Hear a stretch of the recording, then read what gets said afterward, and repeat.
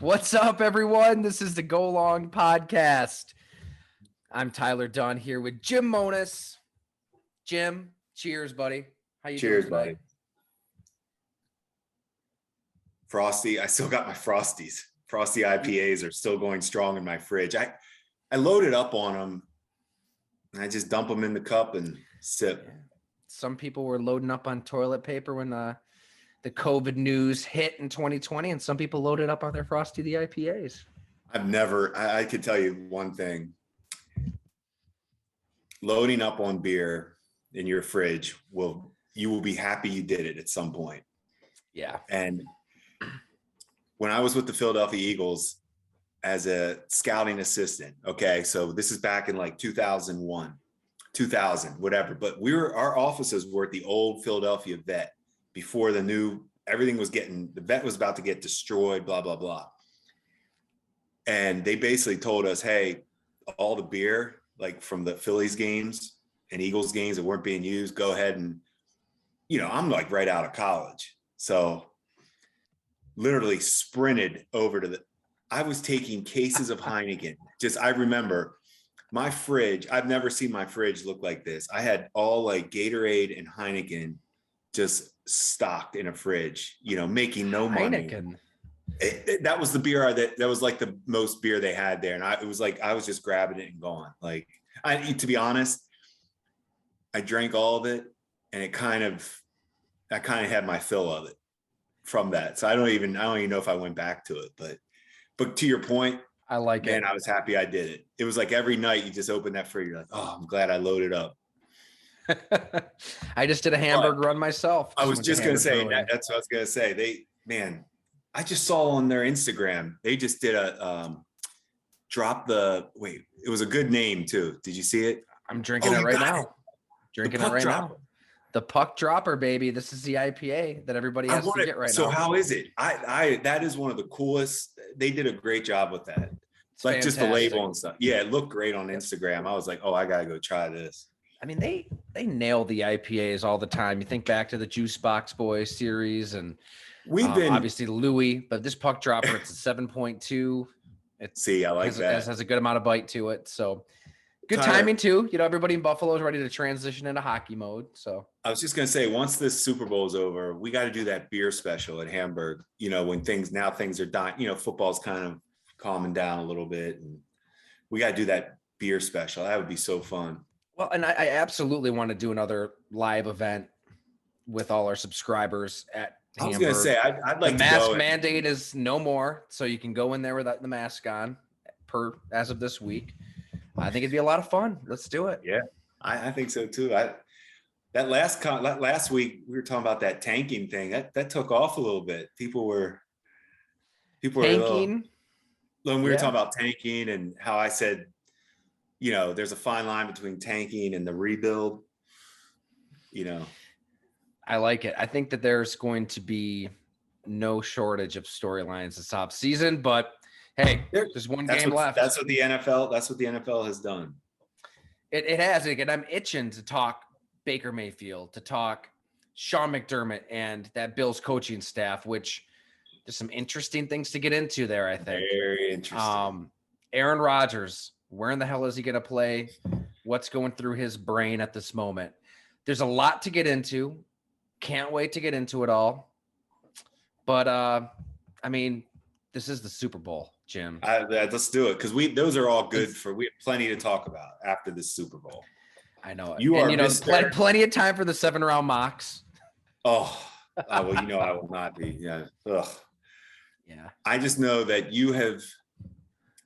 I'm surprised you're not wearing Joe Burrow like sunglasses tonight. I was expecting you to have a chain, some Joe Burrow sunglasses, because it's funny, I've loved him as a player. Actually, since this last year and this year, before his injury and him coming back. And I've doubted the Bengals in the playoffs. I didn't think they could beat Tennessee. They do. I definitely did not think they were going to pull that one out in KC. They did. I got to stop doubting them. Although We'll talk about it. I am kind of doubting him again. But anyway, You have send in your prediction. You have been on the Bengals, and I give you credit. You've backed them. You've put your money where your mouth is. I have, and I'm not a gambler, as our listeners know. I've been mocking the Caesars apps and whatnot, but I did take advantage of the free money they were throwing around and get out. And hopefully people did take advantage of those Bengals, right? If you're just doing a playoff game here or there or a Super Bowl, that's great. If you have a parlay right now with Florida International and UNC Greensboro, that's when I would worry about you. And I currently have that right now. I'm going to check soon, but just, you don't have a problem. I feel good for you. Right. I'll let you know when I'm telling you to back off. Restraint is key, right? You have a good attitude, because I almost feel like you don't really approve of gambling, but it's just, to me, it's almost like when you drive, like I just remember when the economy was like really bad, like a decade ago. And I just remember driving by the casino and seeing like the parking lot absolutely full. And I'm just thinking, like, these people don't have money to piss away. Like, it doesn't make any sense. Like, why, if you're like, living paycheck to paycheck, why do you just piss away thousands of dollars? And then what was that? I tweeted it out. Like, what was the amount of money that already was gambled on the Super Bowl as of like Monday or Tuesday? It was in the billions. It's like 7 billion. It is. People got 7 billion just laying around. Like, it's so reckless. And I'm not a frugal person, but like, be smart. Like, these people got kids, you got bills to pay, and you're just gonna like. I would say this for anybody that would want to do it, gamble responsibly. I look at golf. I look at gambling as my hobby, whereas some people I don't golf. So say I was spending $3,000-$4,000 a year golfing. If you want to gamble, do something like that where, hey, I'm putting a couple thousand to gambling this year. Don't go over it. That's your budget. That's the key, but gamble responsibly. And if you treat it like a hobby and you have fun with it, and if it, it brings me a lot of, like, I compete with it. Like, it's like competing for me. Well, you're smart. I mean, you study the stats, right? That's in your bio. I do all know what you're stuff. Doing. Yeah, there's a reason. I mean, it's, and the best sport I do is college basketball. I mean, I really have some success with it, doing it the way I do it. But anyway, we'll talk about the Super Bowl. I'm with gambling. It should be treated. It's funny. It's funny when our kids are of age. It's like alcohol and drugs. I mean, it's the same thing where it can ruin your life. I mean, by the time our kids are teenagers, I sure as hell hope friggin' TikTok and Instagram is shot into the sun to never return. I don't know how we're going to manage that as fathers, Jim. We're going to have to help each other. Don't stress me out. I can't think about it. Yeah. Well, I have a daughter. I have a daughter, though. I couldn't even imagine. I worry about for my son, though. I mean, even tonight, because there was a 5 o'clock tip, William and Mary against Towson. Towson's point guard was out. Huge. So it was on CBS Sports. William Mary's getting 16 and a half. I was like, I got to throw that in. So at dinner time tonight, I had to change off. I just changed off Blaze the Monsters on Nick Jr. and just check the score. And he likes basketball. And I was trying to explain to him that even though William and Mary's losing, they're actually winning because they're getting. I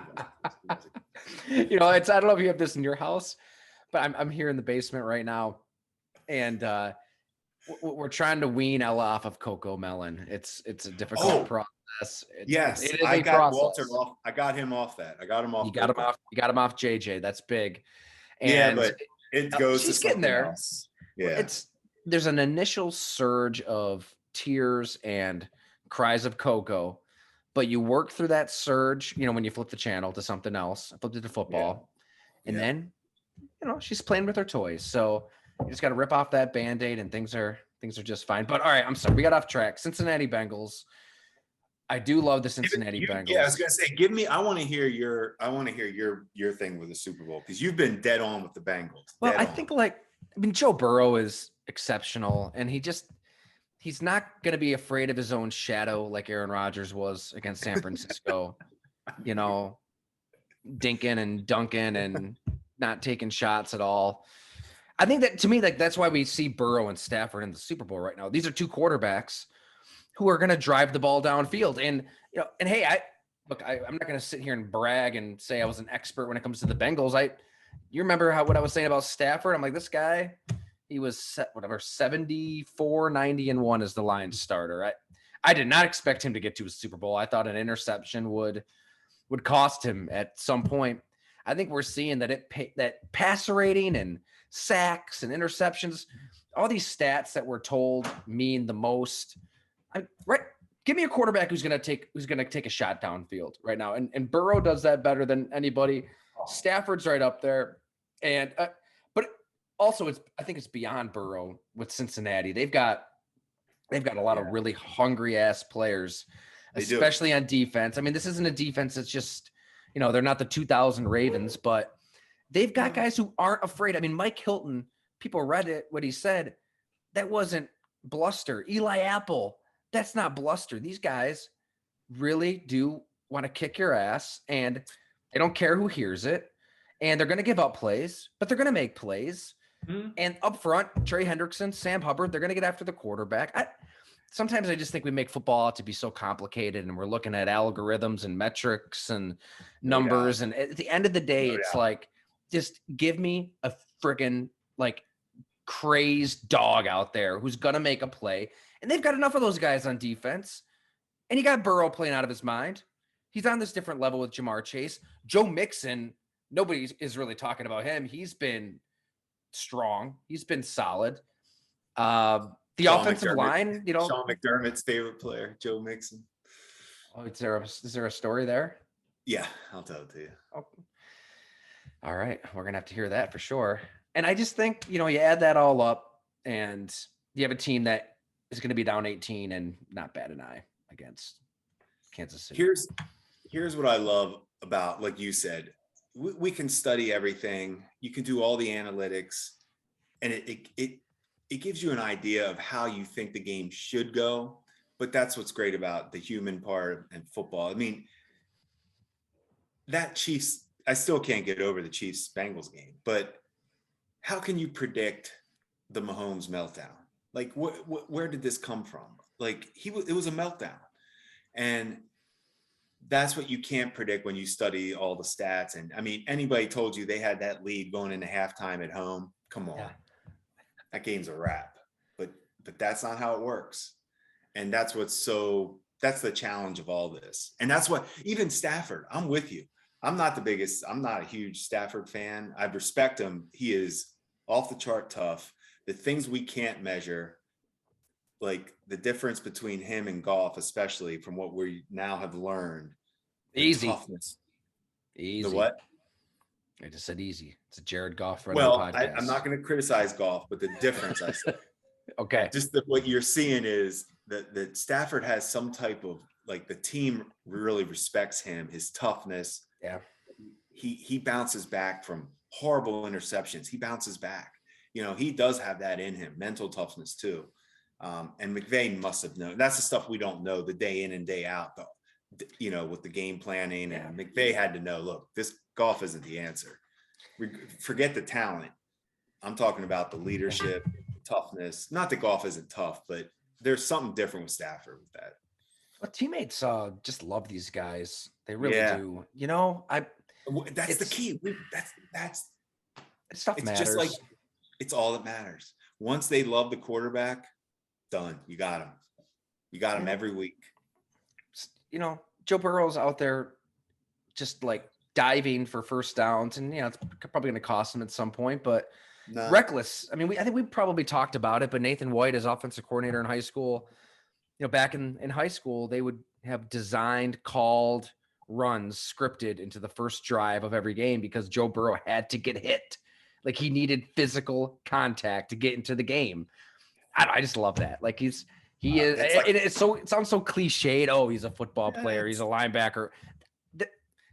He's got that. He's got that to him, and guys love it. They love that, and it's going to elevate the play of people around him. And it's that shit. It matters. There's a reason some quarterbacks bust through and win Super Bowls. Tom Brady is the ultimate competitor, the ultimate leader, teammate. Guys want to run through a wall for Tom Brady. I don't know if you can say that about other quarterbacks who may be really good quarterbacks who have won MVPs. I'll say this. There's certain schools that have an incredible amount of toughness. And for Burrow to have left Ohio, where he grew up, and he goes to Baton Rouge, and who's never, anybody that's never been there, this is a different world down there. Yes, okay. Yes. Louisiana's like, I don't even know what to say. It's not even like real life. And it's as dirty, as grimy, as awesome. Like, it's the greatest. Louisiana and football are just incredible. And for him to go down there and play with a lot of there were superstars around him. Okay. They loved him. They bought in. He didn't have to, like, he earned their respect. That's why they won national championship. That team respected. They played. They knew they had the right guy. When you know you have the right quarterback, and you're talking about, man, if he went down there, you're not faking those guys out. I mean, he was playing with NFL players, and if you aren't up to their standard, they're on to the next. So embedded into the fabric of things around there. They hit in practice. I mean, you talk to players who've come through LSU. It's old school. It's as close to the old Junction Boys that you're going to see with Les Miles. Yes.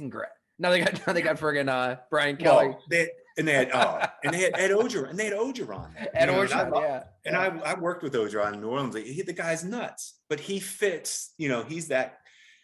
But God, think about Brian Burrow, Kelly. It just seems so not LSU. I can't even. I can't. I know. I don't get it. But how about when Burrow came out with that jersey on, and he spelled his last name like, more like Louisiana, the French style, the EAUX. We should have known then. Okay, this guy, because I thought it was like, that's pretty cool. Then he comes out with the cigar, national championship. Like, I like that. But I was wondering in the back of my mind, I'm thinking, I like it, but how good is this guy? This is him.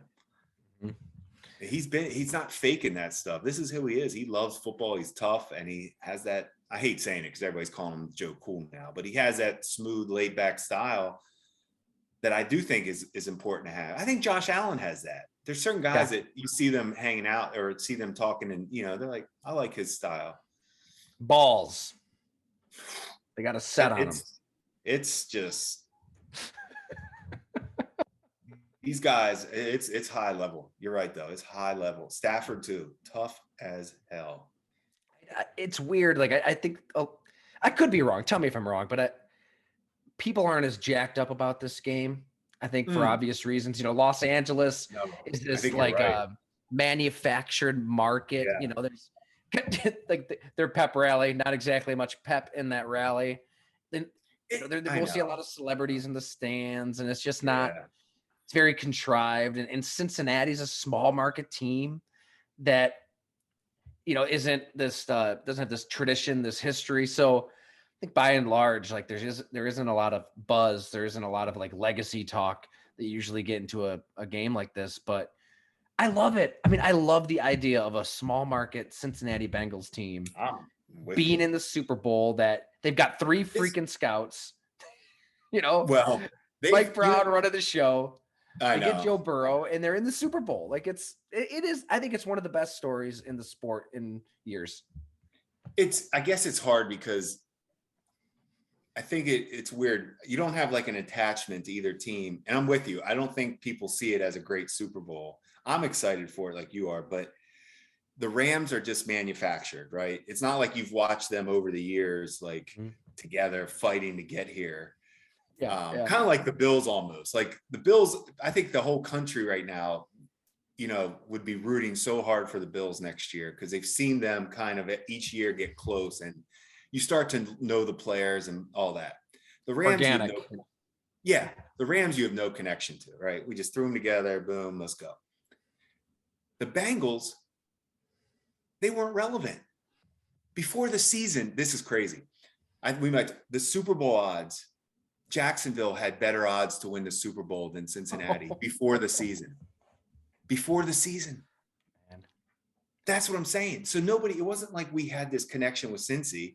So now, that's, I think, why you don't have this. It's like these two teams, but then you start paying attention, and everybody knows about the quarterbacks, but go ahead and watch Trey Hendrickson, the defensive end for Cincinnati. Watch him play. If people haven't paid attention and love a defense, that's one, like you were talking about, balls to the wall, tough all day long, doesn't stop. I loved him coming out of Florida Atlantic. Loved him. His whole attitude. Went down to his pro day to see him. Did you? And you know what they said about? It's funny. They didn't rave about him.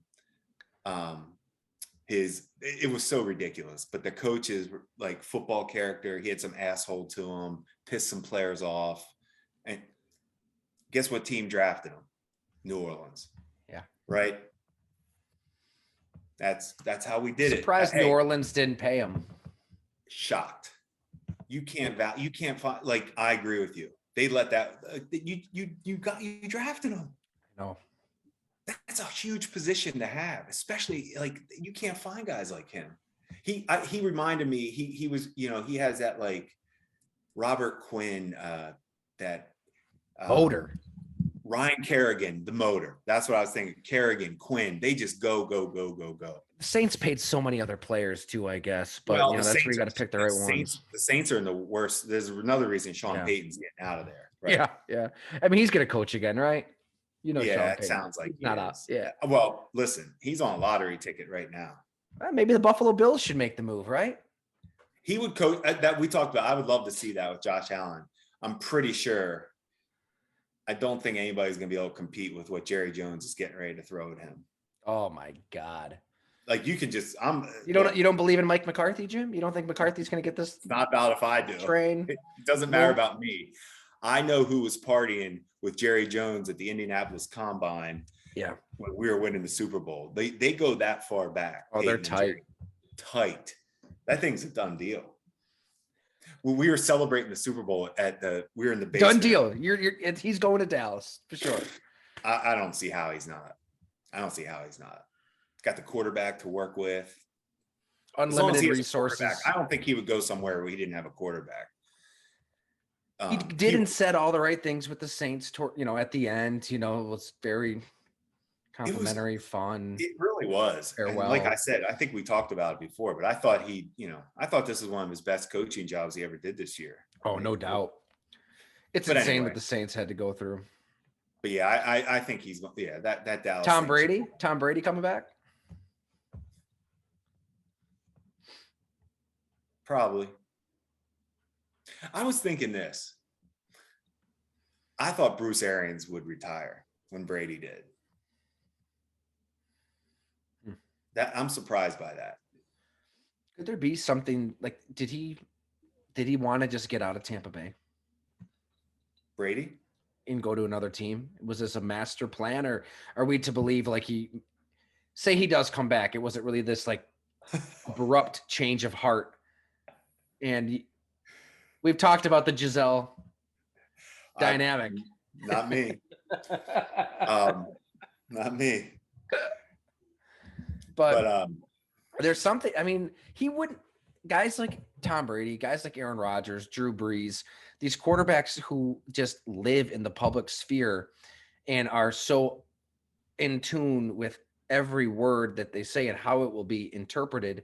He's not just saying never say never. That's not just some throwaway line.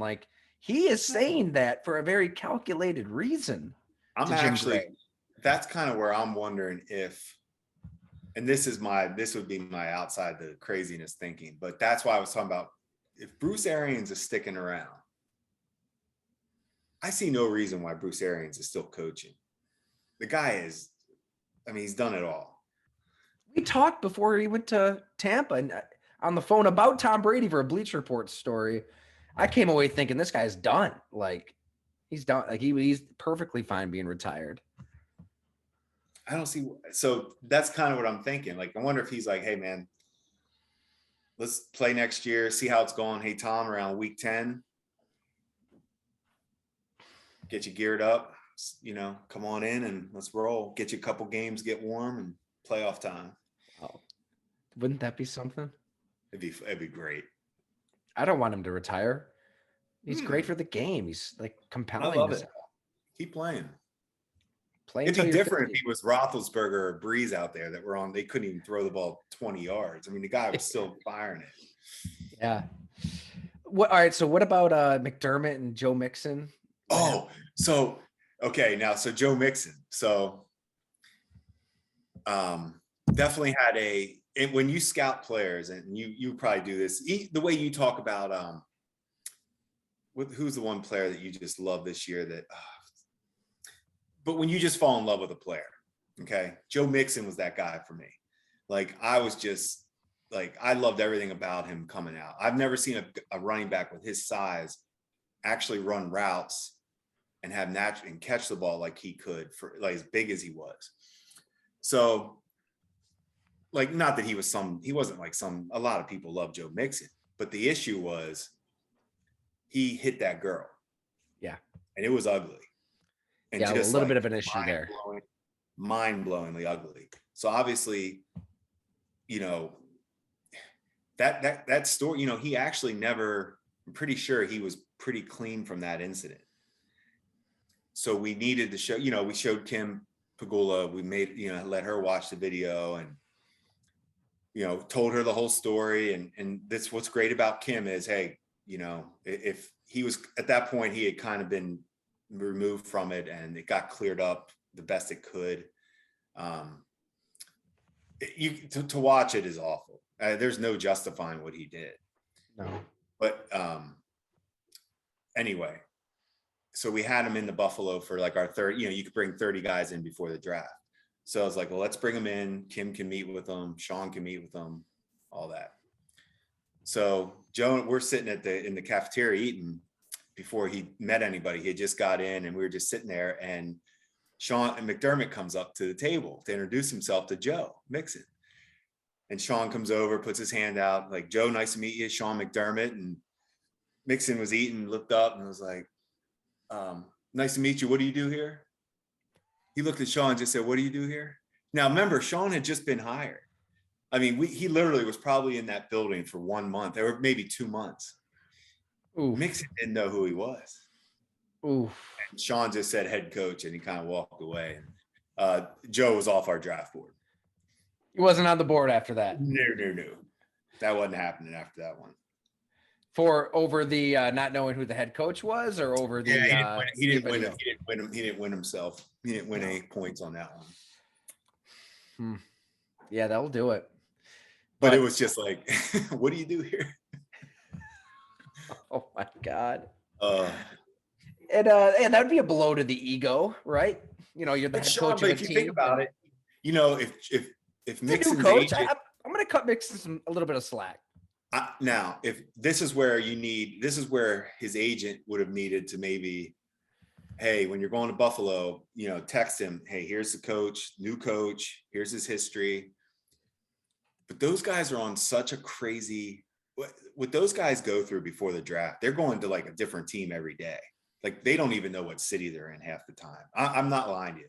When we had Odell Beckham here, it was right after their pro day before that draft. He was like, he could barely stay awake. And he was just like, whatever, man, if you draft me, great. He was worn out. He had a party back in New Orleans the next day. He couldn't wait to get back to. And I mean, you take that stuff into consideration, but I imagine a lot of people running teams, if a player seems checked out, it's like, all right, this guy, we're not going to draft this guy. Like character. When I say he was just tired. Like Beckham was just like. Oh, I know. I agree. I'm just saying, like some people might actually take that into consideration, and you would be surprised. I shouldn't say you wouldn't be, but it's people really. Some of those guys. Like a lot of people tell them treat it like a job interview, but some of those guys are like, look, my job interview is my tape. You know how good I am. Did you and Doug want to draft Joe Mixon then? If it was up to you? We would have talked about him.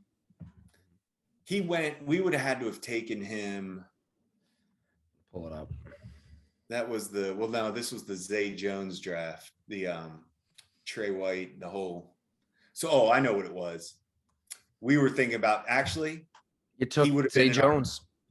so no, it wouldn't have been. Yeah, he would have been in the mix. Where did Mixon go? What was his second? He went 48th 30. overall, and you took Zay Jones 37th overall. So it would have been something to discuss. That would have been on the board. No-brainer decision for me. Yeah. And Sean was high on Zay Jones. I like Zay, but I like Mixon better. Mm-hmm. I did. I was a Mixon. I was right. I like Mixon as much as I like Trey White. I would have been like, I mean, I would take a corner over a running back at that point for us where we were at too, and we did, but Dalvin Cook would. Yeah. Oh yeah. I mean, I tell you what, it's pretty wild. You look at their numbers, and Dalvin Cook, 4,820 yards, 39 touchdowns. Joe Mixon, 4,564 yards, 33 touchdowns. And they've, production wise, he's been right there with Cook. But anyway, the Bengals have done some impressive drafting. The Hendrickson signing, the Ojanobi D tackle who got hurt, but they've done personnel wise. Duke Tobin's been there for a long time. What can you tell us about him? Because they don't have this deep roster of personnel people there, right? I mean, he's there. He was always one of my favorite people to talk to on the phone because he was very laid back, you could tell, very intelligent, efficient with his conversations, like wasn't wasting time. But I always just liked him. I know he loves football, always was a guy you would see work. He loves scouting. He loves scouting. He doesn't want to care about the recognition or getting anything, but I don't know what they've done differently because I'd like to know what if they've, when we got out in 2017, they were committing more to their scouting department. They were starting to build more. They were getting ready to get more guys out on the road. And that was always like the thing. They just didn't have scouts, like many scouts. Like we used to say they would draft right off Kuiper McShay's list. Like, because Kuiper and McShay would always like their drafts because they were taking the guys they were recommending. We're like, so. But man, you can't argue what they've been doing. I mean, it's been home runs. And it's funny, in their offensive line, they've invested in that O-line, but that's probably the shaky part for them, which is back to football. Man, I know we went on a tangent, back to the game, but. All right, well, you know what, before we get back on football, since we're on our bullshit right now, I mean, this has nothing to do with anything. We were just talking about it before we dinged record.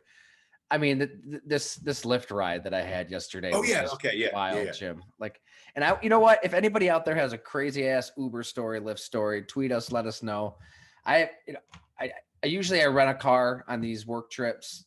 This time I was like, you know what? I'm just gonna lift my way around. And I had an early flight this morning. I can't wait to tell everybody about this. I just can't quite yet, but I am writing a book, and it's been taking me all over the country. And it's been a hell of a lot of fun. And I'm going to incorporate, go along, definitely our subscribers and our readers, they're going to become a part of this in a big way. And, we're going to get happy hours going. We'll get excerpts going. It's been a riot. And, but anyways, I was in St. Louis, Missouri, of all places for last couple of days. So flying out of St. Louis, and my flight was, 6 something. So it's 4 something in the morning, and I get a lift. And, I'm not one to just, get into a conversation with the Lyft driver, the Uber driver, just like, let's just go. But he was a friendly guy. We got to talking. Insane life. Insane. And I don't think he was making it up. Like, I had the radar at full blast trying to figure out, like, is he making this? I really think this was truthful. But everything that I say is allegedly because, we don't want to get sued or anything. So this is what the Lyft driver, he is apparently a driver, or he has been for decades, for celebrities and actors and singers. And he was just riffing and ripping like crazy stories one by one. Apparently Metallica, he said Metallica, he had them in the back of his car, and they're just doing like lines of coke off of strippers in his car. So he said that. I said, "Well, you're here in St. Louis." He's like, "Oh yeah, Nelly." I said, "Nelly, the rapper." He goes, "Oh yeah, I've driven Nelly around, and I had to question the age of some of the girls he had with him. It didn't seem quite, Should this be your book? No, it's not, but maybe it should be. Jeez. And who else was he? He said Nicolas Cage was awesome. That Nicolas Cage like wanted to drive his car. So he has like his range of people are like Kevin Spacey took him around. Who else was there? What time in the morning? What time in the morning was this? This is like 4:25 a.m. So that's what I'm saying. Like, take it with a grain of salt. Allegedly, I don't know. I mean, if I was driving a Lyft or an Uber, maybe I would just be making shit up just to have fun, right? So, but he was pretty sincere, and I said a couple times, like, "You're making this up." Like, I don't like what, and he said, "Oh no, this is what I do." You basically just teed me up. So, what if I was your Uber or Lyft driver? So in 2018, when I was working for that AAF league and it shut down. So go back to Charleston, South Carolina, where I was living. And I was like, you know what? I need to do so. I became an Uber Lyft driver. I absolutely loved it. Like I can tell, like, oh yeah. Now I to do it in Charleston at a beautiful city that you love, and everybody's in a good mood because they're on vacations, and I mean, it's just I didn't do any of that night driving. I wasn't dealing with the crazies. I was doing it, I had a blast with it. But I always thought people thought, like, if people said, what did you, people ask you, you get a long ride, like you said, you start talking, hey, what'd you used to do? I was director of player personnel for the Buffalo Bills. Like, and then everything stops because I feel like they're checking their phone right away. Be like, hold on, wait a second here. So sometimes I would tell them, like, if they would be like, no way you did anything. I was like, yeah, I'm not making this stuff up. Because sometimes some guys would be in there talking about football and I'd be like, just, saying stuff. And you could tell they were like, well, how do you know that? Like, or what? Yeah. So you told them I thought you were going to say that you made stuff up just for fun. I wasn't no. And I'm pretty much like I am on the pod. I just, whatever.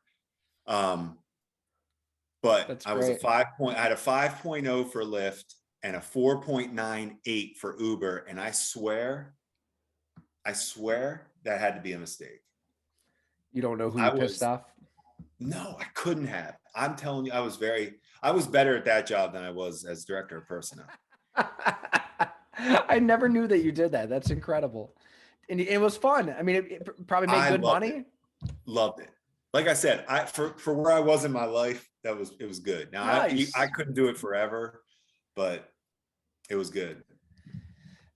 I wanted to get your opinion on this before I forget too, Jim. Like, so all these coaches are getting hired, all these GMs are getting hired. Do you notice, like, anytime somebody I was just joking around about this with a buddy in the media who's a mutual person that we know. Anytime somebody's hired, like the string of tweets from like other reporters who just instantly go, well respected. Unbelievable. Like it's you don't see the opposite. You don't see somebody hired and be like, I don't know. He might not be any good. And yet the history will play out that most of these hires aren't going to work out. They're not all well respected. They're not all going to be home runs, but well respected. Hell of a hire. Like, nobody knows. Nobody knows. It's just like grading the draft. It's just like we talk about after the draft. Nobody played a game. But it's back scratching. It's back. I'm going to do you this favor. Maybe give me a scoop down there. It's how the sausage is made in media. And maybe nobody cares about this, but I see it all the time. The media head coaches, the prepared head coaches are very media savvy and have a PR person in mind with them because it's important. McDermott brought Derek Boyko from Philadelphia for a reason. They were tight. He needed that. That was a major, major position for him to have somebody he could trust in that position, because you want, like, to your point, like, yes, now I get it why the media is saying, oh, he's respected, and they're hoping that he picks up on it. Hey, yeah, I like this guy. He was nice to me after I got hired. I'll talk to him. But it's a lot of, like, I do think more so before guys are hired too, where here's a list of names to watch. And it's like, I know. Even somebody like, to be honest, it's like, people ask me about a hire, whatever, Doug Peterson hire. I never worked with Doug Peterson. I have no clue if he's a good coach or not. I don't. He won a damn Super Bowl. When I think he won a Super Bowl with Nick Foles. Incredible. Here's what I worry about. And here we go on a tangent again, but this is like, does Peterson and Trent Baalke, do they have any relationship at all? No. Seems like an arranged marriage. Agreed. And that's when how I talk about that. So that worries me. But, you got a guy that he's proven to do some good things, Peterson. Right. He really has. You can't deny what he did. Yeah, I mean, I feel like it's so hard to have an opinion on any of this. Just watching the Bills closely, I do like Shane and Daboll, and they're in lockstep, and I think the Daboll knows what he's doing. I love the Belichick, Saban connections. I think there's enough there to have an opinion. But there's so much going on right now that it's hard to really have they're all educated guesses. They really are. Mike McDaniel in Miami. I don't know. Seems like a smart fella, but I don't know. I've been with Joe Shane at schools forever on the road. So yeah. No, I don't. Oh, you don't know? You're saying you don't? If you don't work with a guy, you don't know. You're guessing for the most part. Now, did I always think Joe was always a nice guy and I always liked talking to him and all that? I don't know. Like, I don't know how good of an evaluator. Obviously, he's a good evaluator. He's proven it. But there's a guy that I know enough, and I can't tell you if he's going to do a good job or not. Is Brian Flores going to coach in the NFL again? Man, that's what he pretty much was willing to risk when he did it. Yeah. I have to think he would think. I think he will. And I'm guessing at this because I don't know. I'm kind of removed from this, being removed now for a little bit. I'm losing. I don't know who he is friends with in the coaching world, like those guys take care of each other. But the problem is Belichick is going to be stepping. Those guys do take care of each other. But yeah, Belichick's going to be stepping down soon. So, I don't know who else. Is he though? Oh God, maybe you're right. All right. Sorry. Let's get back to the game just before we call it quits. Well, yeah, so we talked a lot of Bengals. Yeah. What about the Rams? Yeah. You put it perfectly. It's this they basically, it's like LeBron was running the Rams and NBA, just got some stars together. Mm-hmm. Just felt NBA like. Are they creating a new model? Like, screw your draft picks, trade first, trade seconds, get the Von Millers, get the Odell Beckhams, get Jalen Ramsey, get proven all pros, Pro Bowlers, star caliber talent, and just don't even worry about the draft. Is that going to be a model that catches on?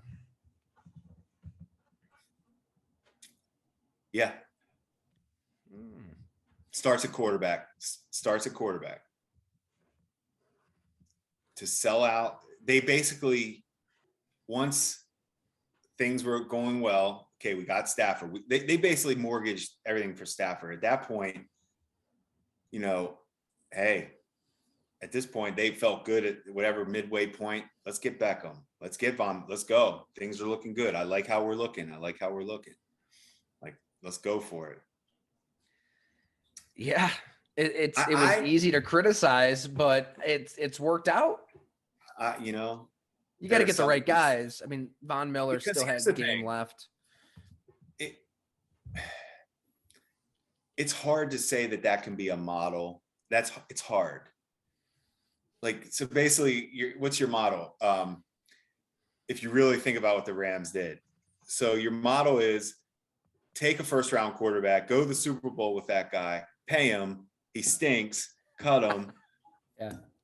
And then let's just go after Stafford now, and this is our last shot, because if this doesn't work, we're getting fired anyway, and the next staff's going to have to deal with having no picks or money. Tried and true, the blueprint. So I don't know if this can be. I don't know NFL. if this can be. I don't know if the NFL. I don't think it can be a model like the NBA. I think the Rams kind of it worked this way, but you have to have a lot of people, like an owner, look at you and say, "You just paid Jared." Like, it takes the right confluence of factors. Like Jalen Ramsey was in Jacksonville. Yeah. He has a literal Brinks truck, right? He arrives in a Brinks truck, whatever that was. Like, he wants to get paid. Doug Marrone is the head coach. There's all kinds of bad blood.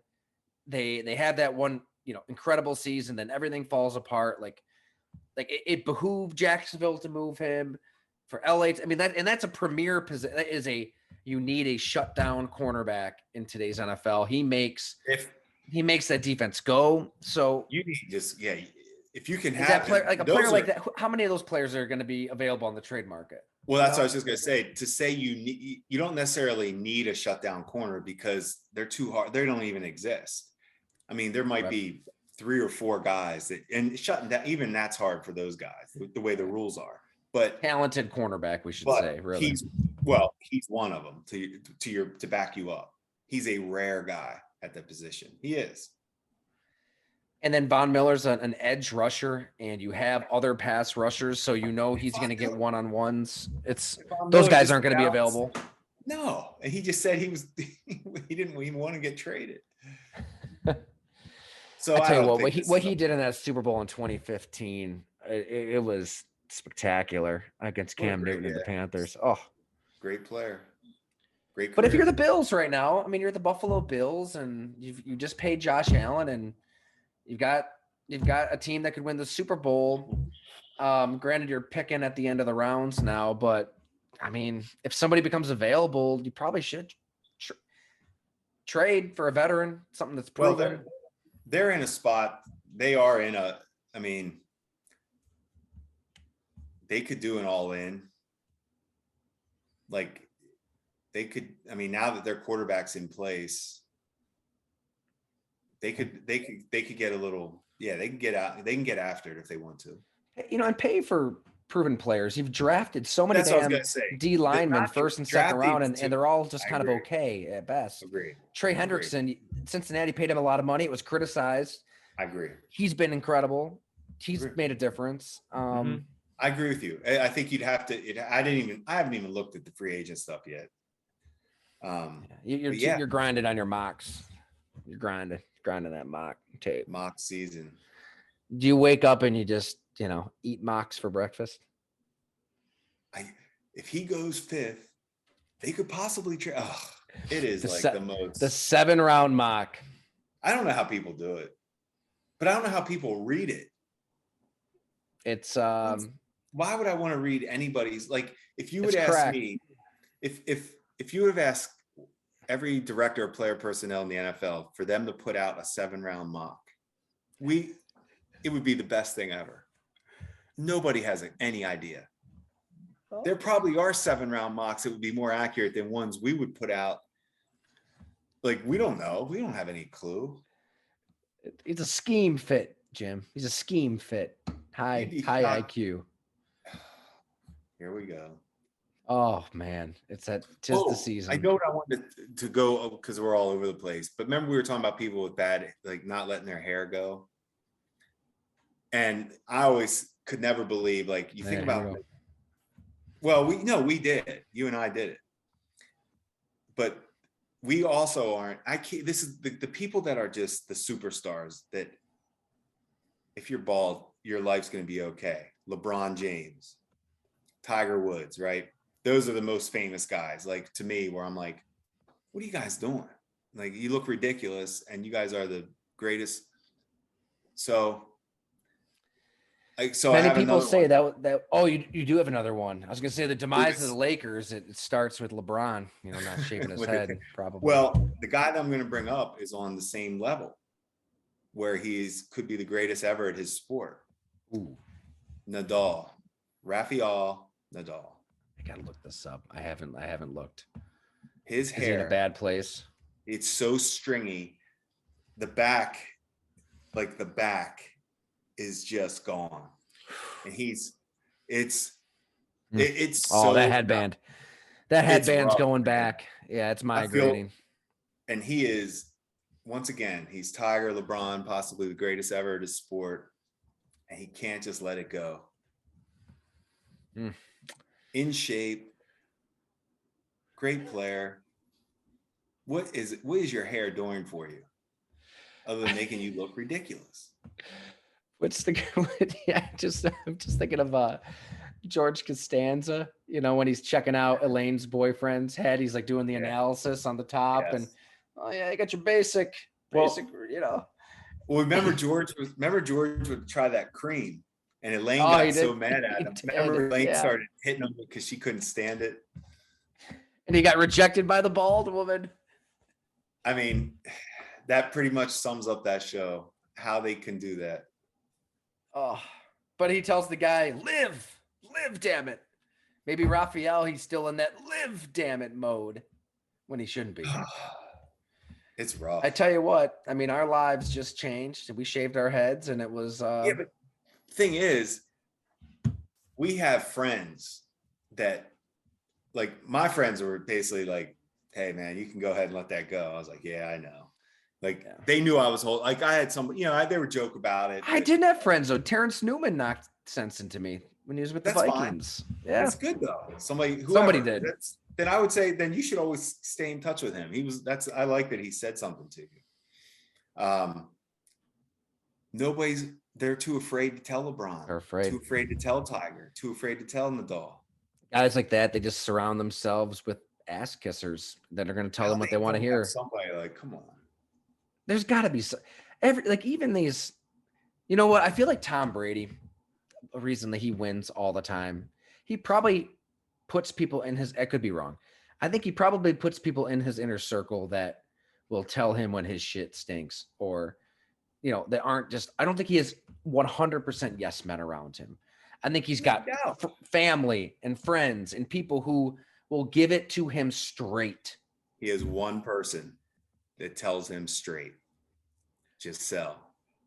I'm going to tell you why. She makes more money than he does. Yeah. She doesn't have to be his yes man, yes woman. Yeah.